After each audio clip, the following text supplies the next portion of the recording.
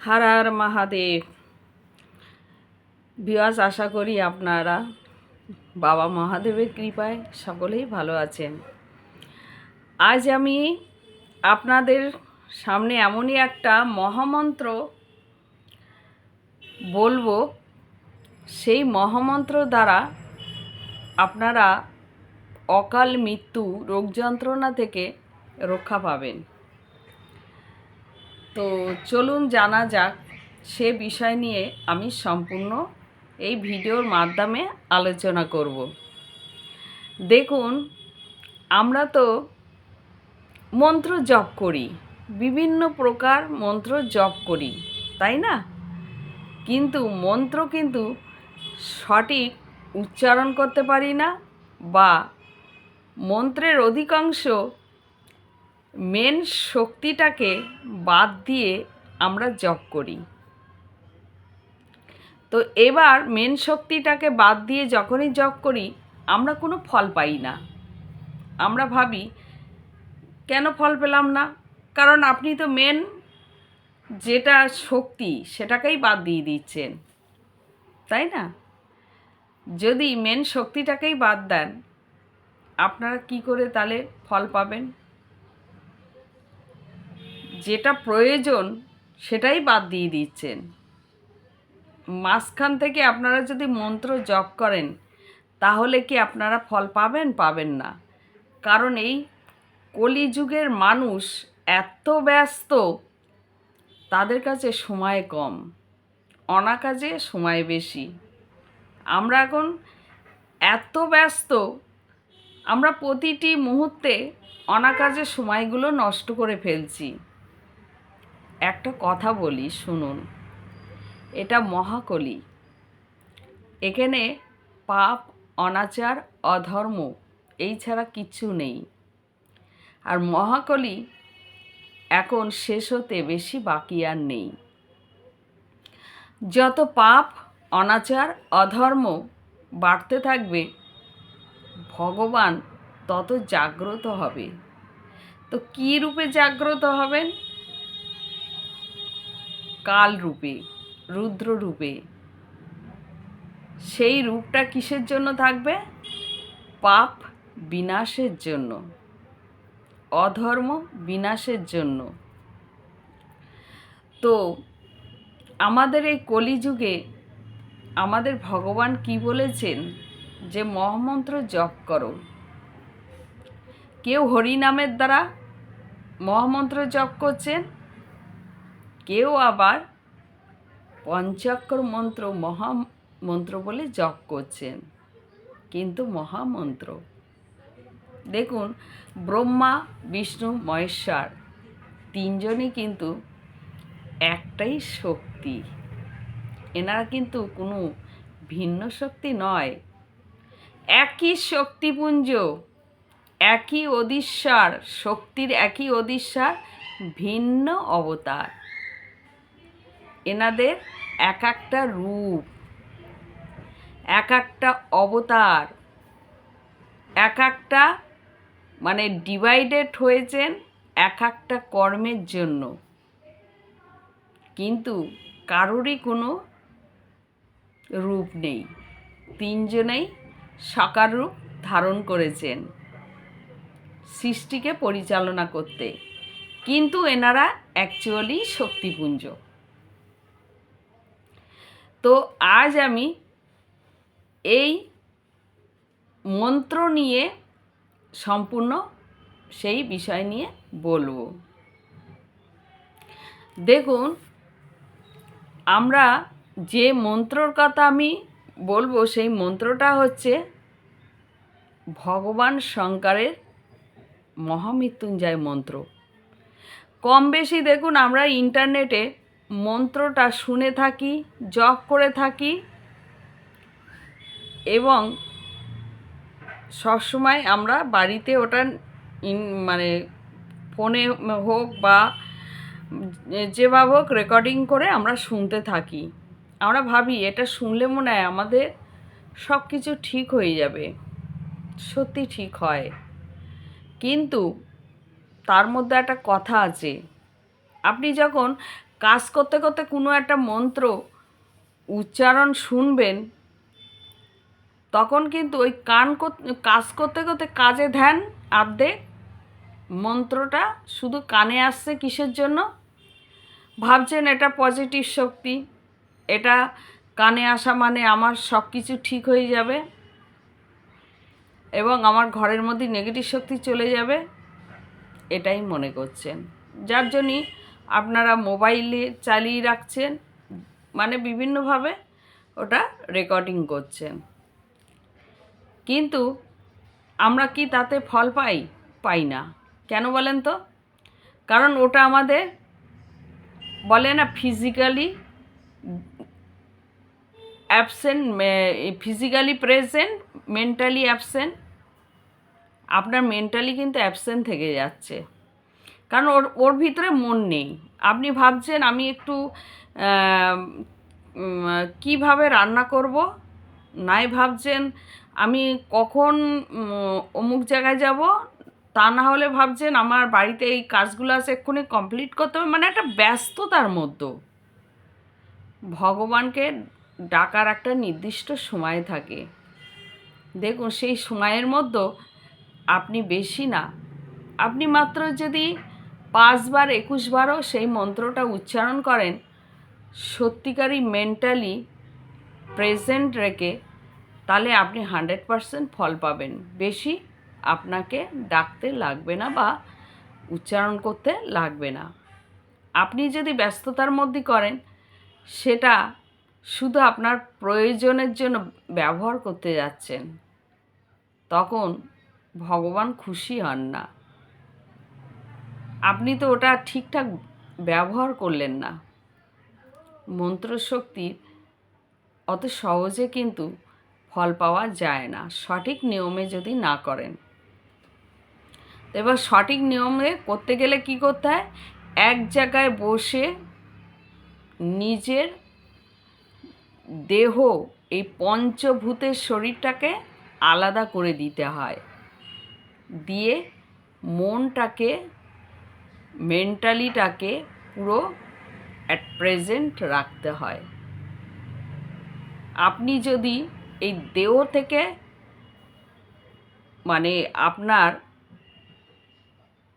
পঞ্চভূতির দেহটাকে না সরিয়ে আপনি যদি মন্ত্র উচ্চারণ করেন, তাহলে কিন্তু সেটা কোনো দিনই আপনি সঠিকভাবে করতে পারবেন না। কারণ আমাদের দেহটা হচ্ছে একটা খাঁচা। আপনি খাঁচার মধ্য থেকে যদি বন্দি থেকে কোনো কিছু করতে যান, মন প্রাণ অস্থির হয়ে যাবে। তাই দেহটাকে আগে ছেড়ে দিতে হবে। এই না যে ছেড়ে দেওয়া বলতে আপনার প্রাণ বায়ুটাকে ছেড়ে দিতে বলছি, কারণ ওই যে বললাম না, আমাদের ভিতরে যে সূক্ষ্ম দেহটাকে থাকে, সেটাকে মনোযোগী হতে হবে, এই জড় দেহটাকে ত্যাগ করে দিতে হবে। 10 মিনিটের জন্য হোক আর 10 সেকেন্ডের জন্য হোক, তবেই আপনার মন্ত্রশক্তি কাজে দেবে, আর তা না হলে কোনো কাজে দেবে না। আপনি ইন্টারনেট চালিয়ে বেশ সুন্দর করে মানে কানে যাচ্ছে, কিন্তু কি বলছে আপনার কিন্তু ওটা খেয়াল থাকছে না।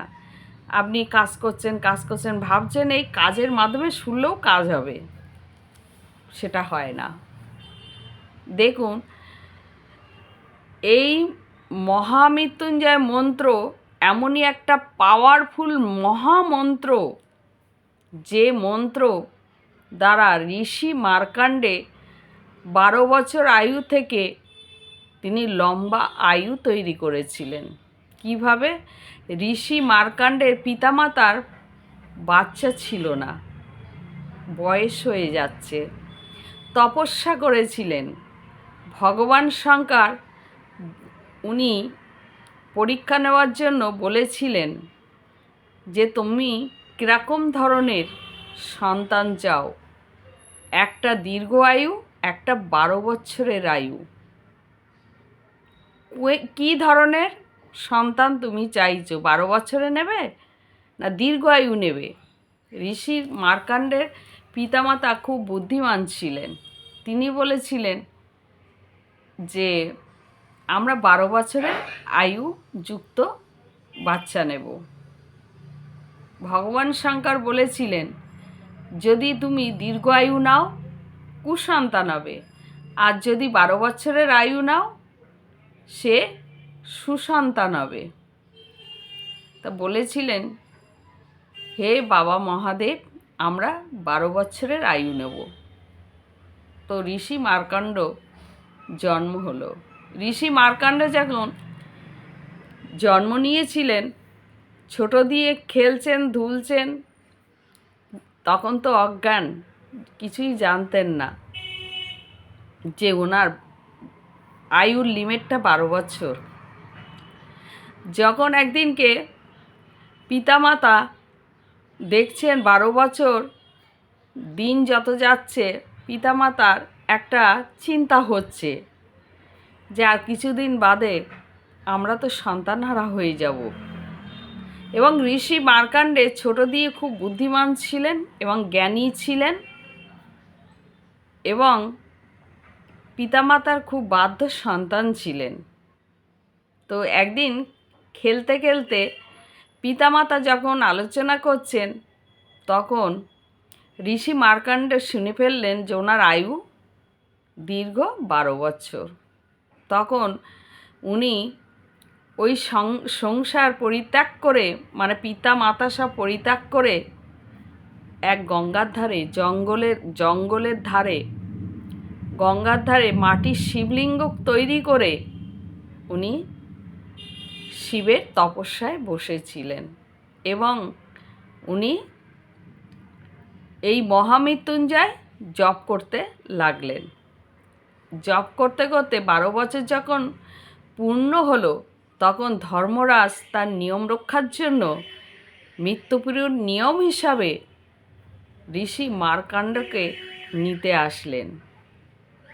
কিন্তু শিবলিঙ্গকে জড়িয়ে তখনও মহামৃত্যুঞ্জয় জপ করেই যাচ্ছেন। এবং ধর্মরাজ যম যেই আসলেন, বজ্রপাত, বৃষ্টি, দমকা হাওয়া এত বইতে লাগলো যে সেখানে ঋষি মার্কণ্ডের দাঁড়ানোর কোনো উপায় নেই। তবু শিবলিঙ্গ জড়িয়ে থাকলেন।